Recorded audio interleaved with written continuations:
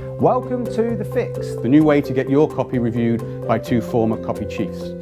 because whether you're an aspiring copywriter or you've been in the industry for decades, The best way to improve your work isn't to read books, blog posts, or online guides. is to see real writing, your writing, being reviewed and improved in front of your eyes. And that's the goal of The Fix, to bring you inside a virtual writer's room And watch along as we review, edit and rewrite real copy. from real writers like you. So let's get straight into this week's episode. And remember, if you like what you see here, Please share The Fix with anyone you think would find it valuable. It is completely free. Hello and welcome to a special bonus episode of The Fix. It's our hope and intention that we get this out to you before Christmas. However, never believe a copywriter when he promises you anything, particularly when it comes to deadlines. So we shall see when it goes out. We're recording this a few days before Christmas. I have my two young children, my wife downstairs. It's the school holidays. They're making a right racket, so I apologise if it's a bit noisy. Today, since we're not in the studio, we're both at home, we thought we would get into the festive spirit in a very, very loose sense and give you something different. So we're going to just talk today about a reading list for Christmas. Only to a group of writers could you ever say that with a straight face as something that you would enjoy. But we know that the Christmas holidays are a time where you break out of the normal routine of life, probably have a bit more time on your hands, probably planning on doing a little bit of reading. So we thought we would make a few suggestions for what you could consider reading. We don't expect you to read all 7 of the things we're going to recommend, but if you read 1 or 2, I think it might be useful. So I'm going to break the show into 2 parts. We're going to talk about 3 marketing books and 4 non-marketing books. Now, quick aside, there's a reason that we've split things that way and in that balance, and that's because, well, not to speak too much for Glenn, but I am a big advocate that you shouldn't just be reading marketing books.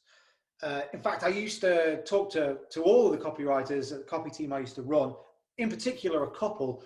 I used to tell them off actually for just reading marketing books, marketing book after marketing book after marketing book, and it I actually think it stripped their writing of any form of invention, because it made every interaction they had with the reader a sort of marketing gimmick game.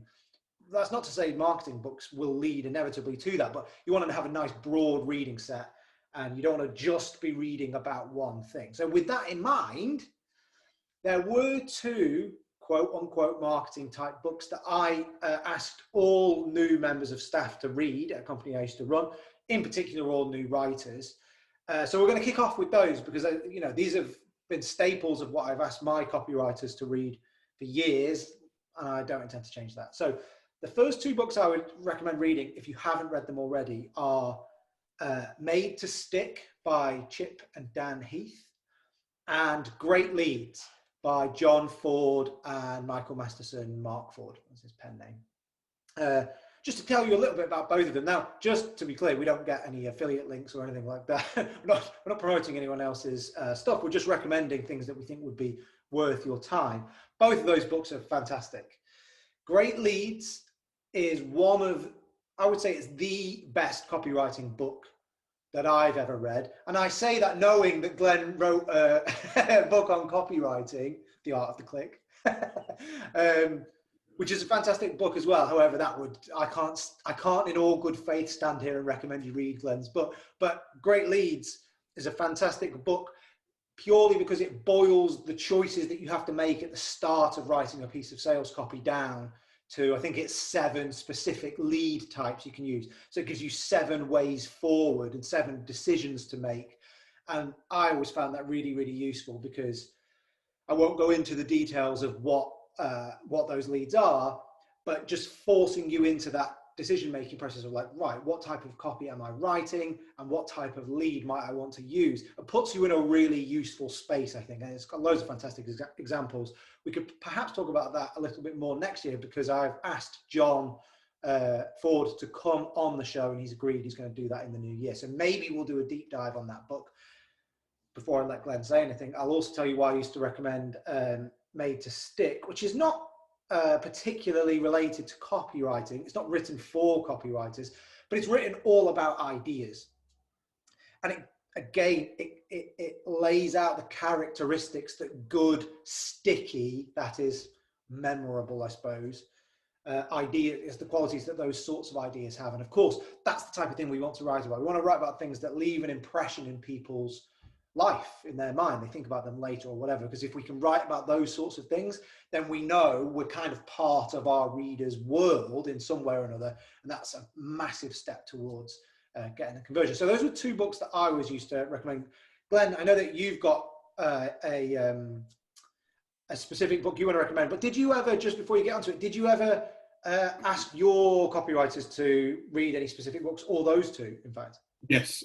So I would just praise you that by, you said people shouldn't read all of these books. I would say people should read all of these books. If you want to be a copywriter, you need to read as much as possible. And if there's people with experience of copy telling you to read a book, go and swear, read it, because I just think you should. And people who go, oh, yeah, check that out, it's like, no, go and read it, because there's something that both me and you have got out of these books, all of these books.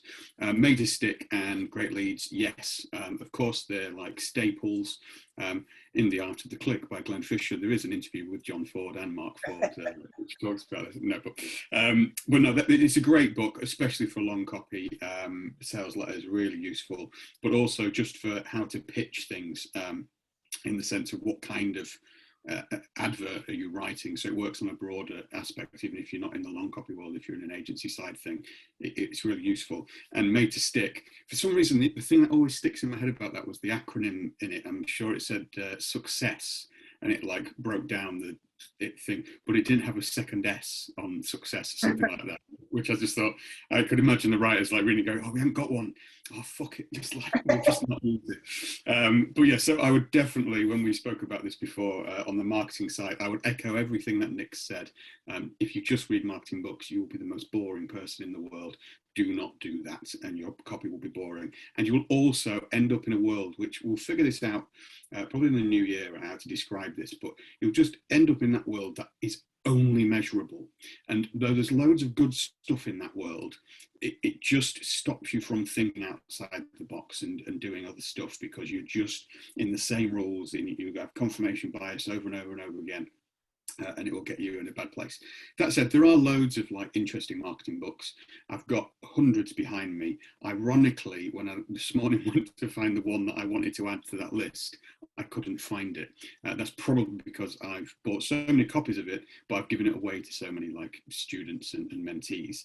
I have found another of his, so I will use this as the visual prop. But the guy's called Dan O'Reilly. You've probably heard of this guy. In the world of marketing, if you are in copywriting and marketing. This one is called Behavioral Economics Saved My Dog. It's more of a best of kind of thing. And I will give that, if you can't, so the one I would recommend is called Predictably Irrational. And I think it was John Ford who originally recommended it to me. But then I realized that all of these behavioral science books / interesting test books, because all of these books are close to being the same thing. They're just someone going through loads of case studies of tests that have been done, which is cool and useful. But after you've read 17, you read like the Economist price point test 50th time, and you're just like, why am I still reading this? So you can kind of get any of them and you'll get enough information out of it. But I think Predictably Irrational was, for me, really well written from a writing point of view, engaging, but it just had the best broad scope of interesting tests that have been done on people to see how they react to things. So it might be why you buy the middle price thing, it might be why you buy the second most expensive wine. So it's just more about that behavioral stuff. Behavioral economics has become very, very, very fashionable. I would say too fashionable. If it were a music style, I would not listen to it purely out of kind of principle that I don't like anything that's too hyped. It took me 20 years to listen to the Beatles, but like the actual theories behind it are quite useful to copyright. So something by Dan O'Reilly. He's a good writer and an interesting guy. His actual life is like really interesting as well. So it's worth reading around it. But yeah, other than that, Made to Stick, standard. Great Leads, standard for me. And then I would usually give people predictably irrational. In brackets, you read Ogilvy on advertising, you just do, and you read kind of, if you're looking at your Mark Ford canon, your Michael Masterson Ready, Fire, Aim helps you understand business from a bigger, broad thing. There's loads of these things, and they've all got these like one takeaways that are good, but those three will get you in a good place. If you've not read one of them, go and read them. Yeah, no, I would echo that. So that's this kind of specifically marketing related side covered. Now we could do more on that, but to kind of come back to that starting point, writing's about more than the techniques and processes of convincing people. Of course, what we do is structured by that. We want to be thinking about that all of the time. But we also, it's not all we do, is it? That we have to bring some life and some, it's like if you were to use a kind of a rubbish metaphor, but one I'm going to use anyway. That's the kind of, imagine a cannon, right? That's the cannon itself. It's the structure around which, within which we work. But we got to bring in the dynamite as well.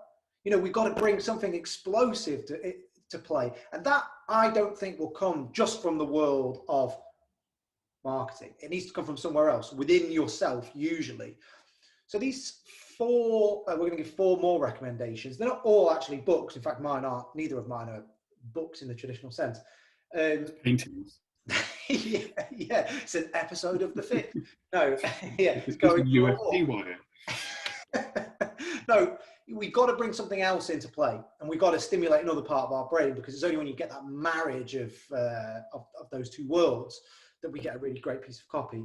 So, Glenn, I'm going to let you go first. Now, you read more books than anyone I've ever met. You buy them all as well, which I find, still don't read on a Kindle, which I find utterly bizarre, because even years and years and years ago, when I first came around to your flat in Putney, it was like, we've clearly got too many books. You don't have any furniture. You've got piles of books everywhere, and it's 10 years. In fact, it's longer than 10 years since you moved there. So you're going to have to give these two. You can't give another 10 oblique, tangential recommendations. I will have to give one recommendation tangentially, but no,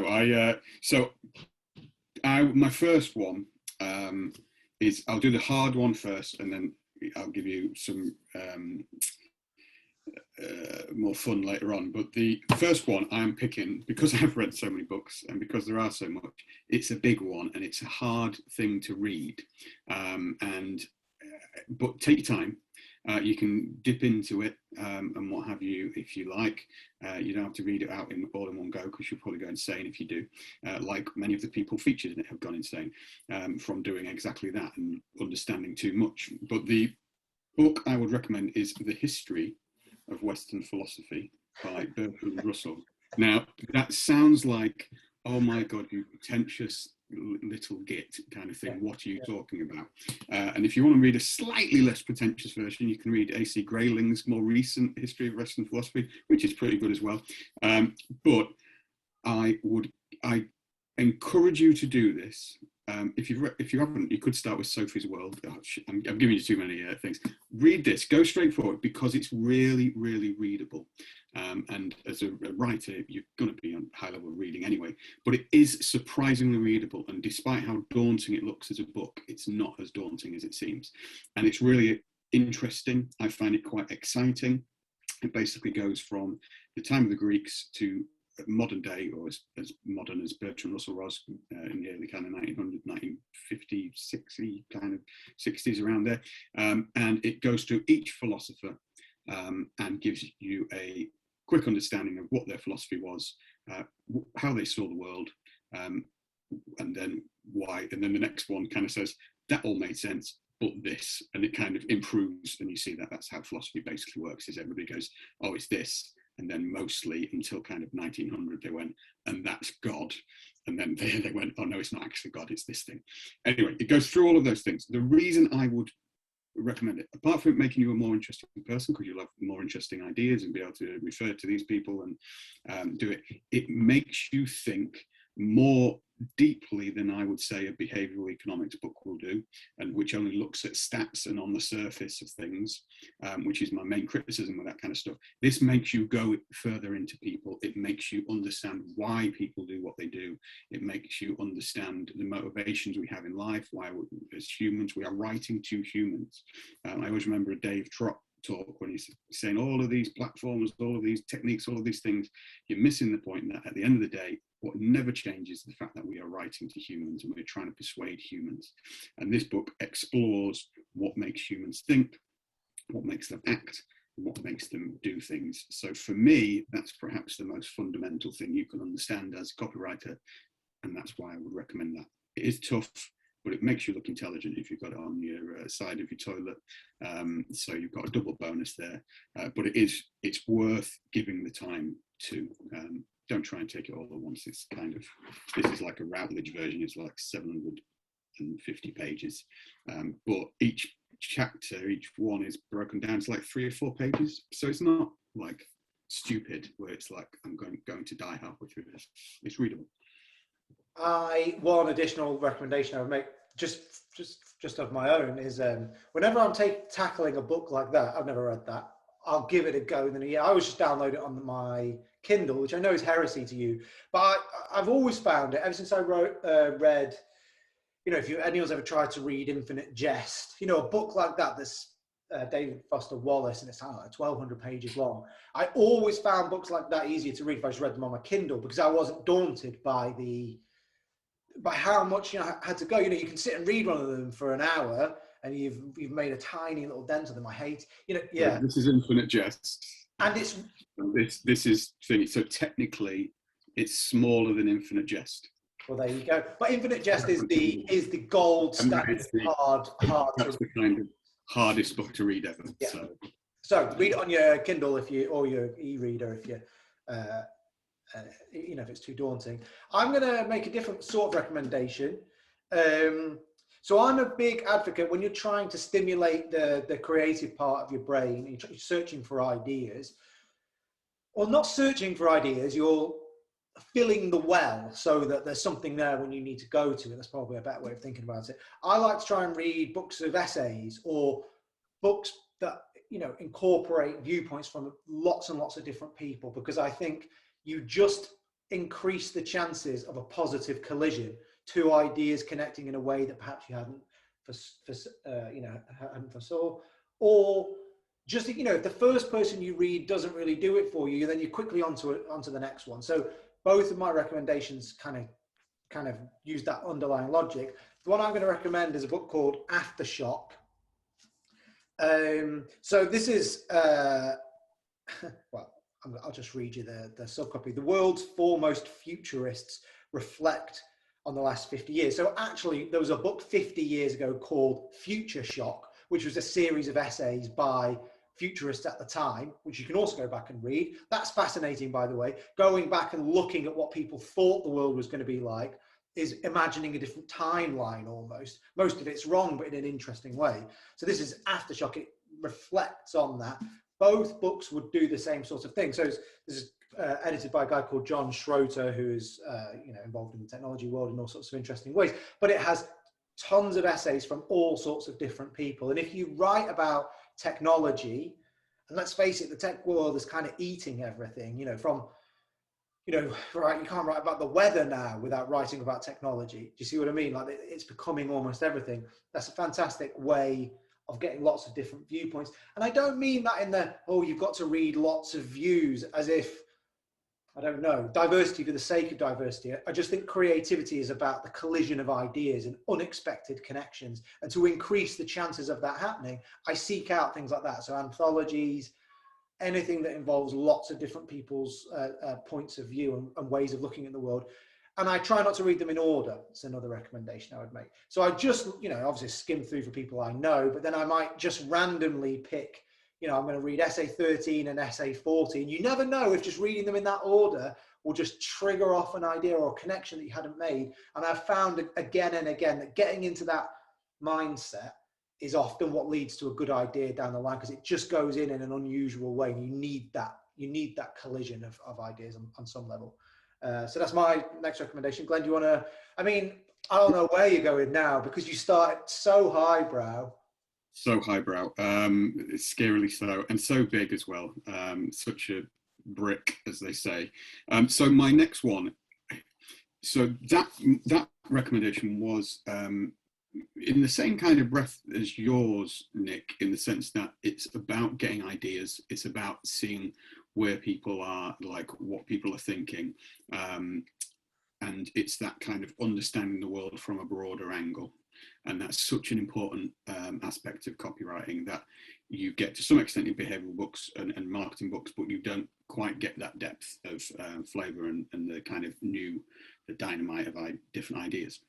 So that's why I picked that one.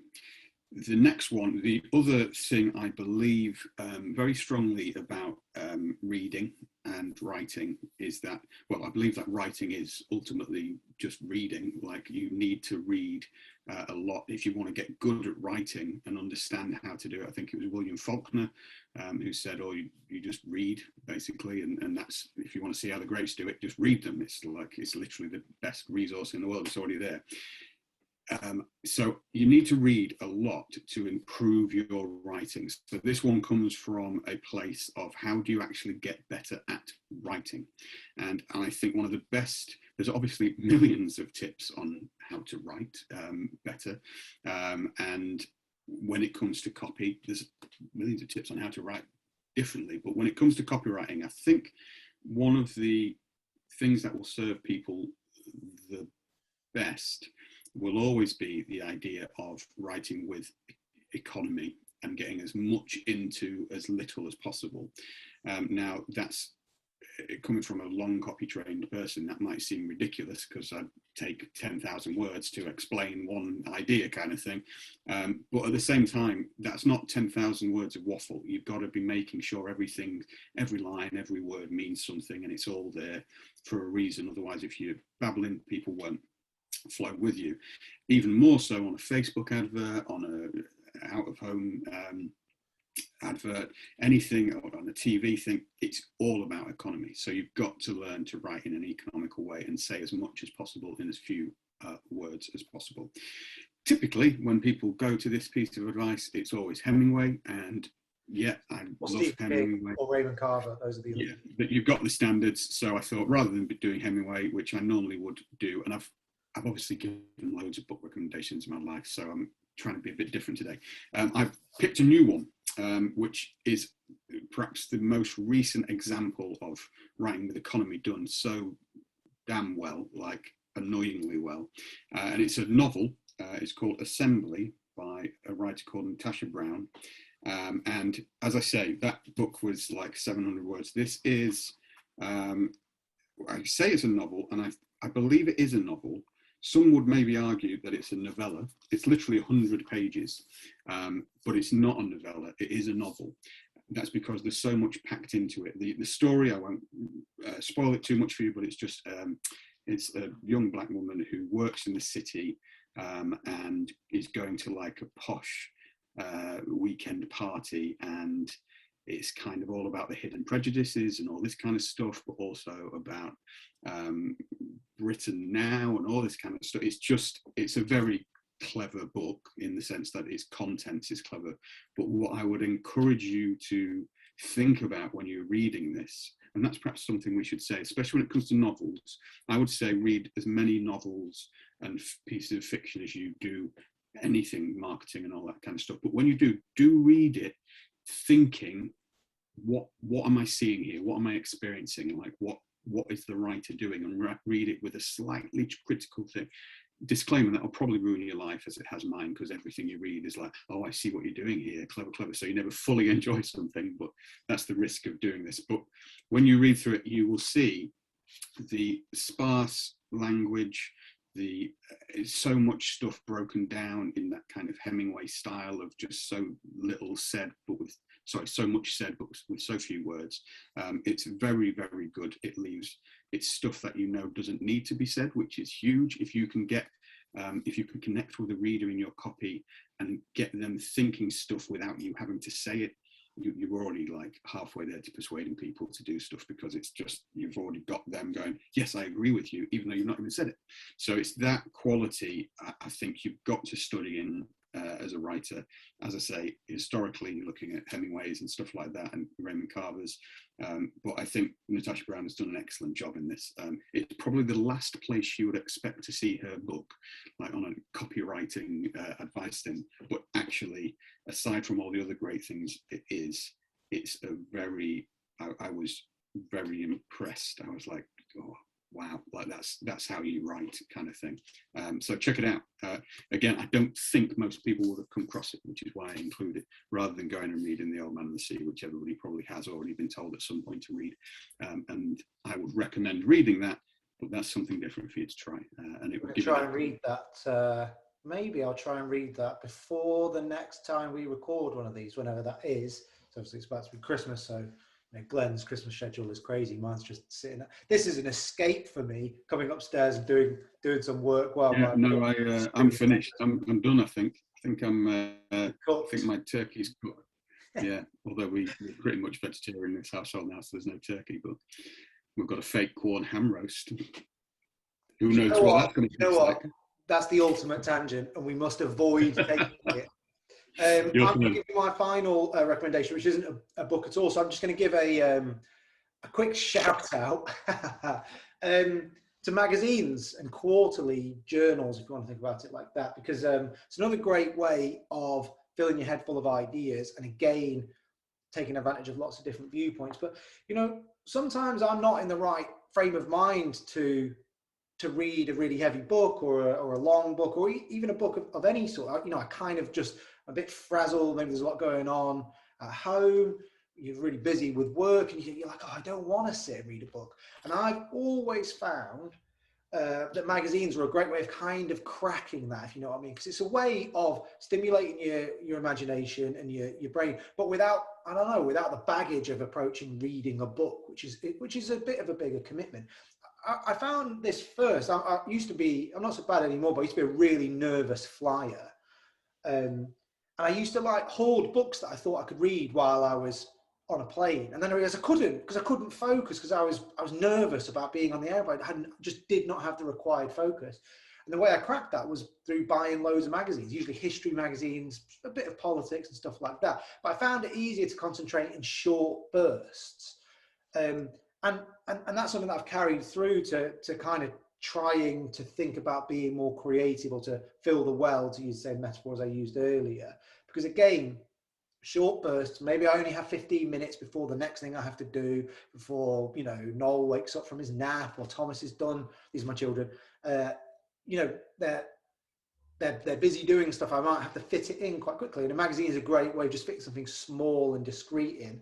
So the recommendation I'm going to give is not necessarily, so I'm recommending a thing called Lapham's Quarterly, but the underlying point is don't forget magazines and journals, because it's a great way of doing all the things that I just said. So why this one? Well, Lapham's, just to sound like a stuck record, it's kind of voices through time. So this issue it comes out quarterly. This issue is discovery. So that all of the pieces of writing in this magazine will be on that theme. However, some of it could be, a piece of writing from an ancient Roman all the way up to the present day, and they'll be mixed in. They're not in chronological order. They're not even really in any thematic order.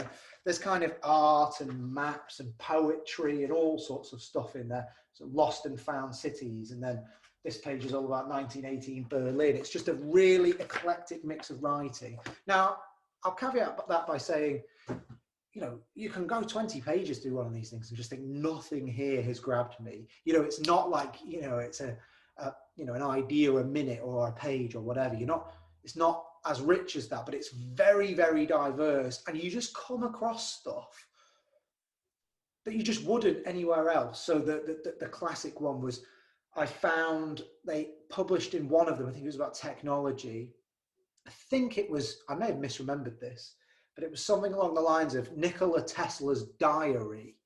And it was all about how he had picked up on the first radio broadcasts from Marconi but he didn't realize they were radio broadcasts. He thought he was picking up on aliens because it was just, the technology was just so out there, and Tesla operated on a frequency, no pun intended, that just seems to be unlike anybody else, sort of techno mystical. He just sort of thought, oh, this must be aliens then. And it was this whole piece all about that. And it was just a page, but just one of the things where I was like, where else would I have read that? That doesn't fit into anything really. It's just this strange little fact, but that's the kind of thing that you can throw into a piece of copy or an essay or a piece of editorial or a podcast about copywriting that just has a richness to it that I don't think you get elsewhere. And I think that's an important part underlying the second half of this episode, which is the richness that is required in your thinking and your approach to writing in order to succeed. I think that's a really important thing. And yes, we run the risk of sounding horrendously sort of po-faced and up ourselves. And of course, Glenn is po-faced and up himself. I'm not so much. But it is an important part of what the craft of copywriting. And we don't always get a chance to kind of take a step back and think about these things and think, are we feeding these parts of our brain? That's largely why Christmas is, but why we enjoy it, right? It's not necessarily about all the other things. It's about it's the collective downing of tools and that opportunity you get to look at your life and what you're going to try and accomplish the next year.